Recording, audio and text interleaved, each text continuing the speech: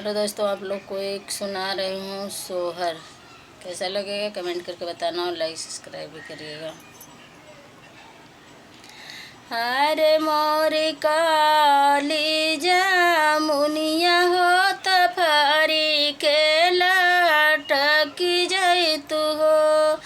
मोरी जामुनी तू हरी बहाने राजा यावत हो नजर भर देखित हो। मोरी जामुनी तू हरी बहाने राजा यावत हो नजर भर देखित हो। हरे मोरी काली जामुनिया हो तफारी केला टकी गईली हो। मोरे राजा भेज दिहल कुजड़ा छो कड़वाया पने नाही आवेला हो।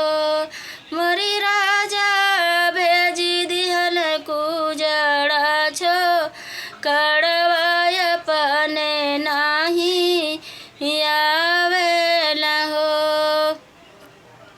हरे मोरी लहुरी ना नदिया हो बियाहवार चैल तू हो।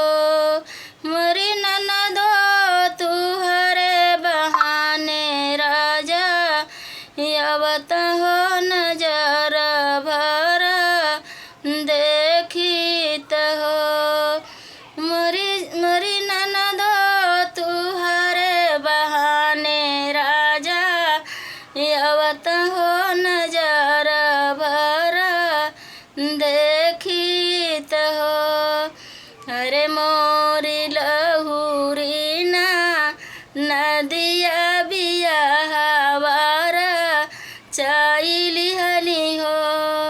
मोरी राजा भेज दिहल लहुरा दे वारवाया पने नाही आवेला हो।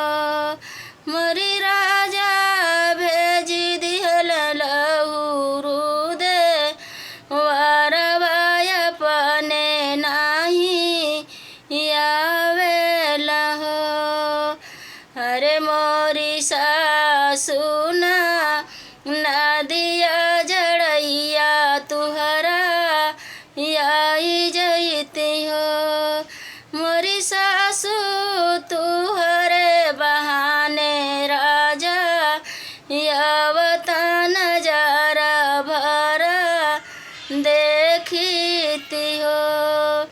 मोरी सासु तुहरे बहाने राजा यावत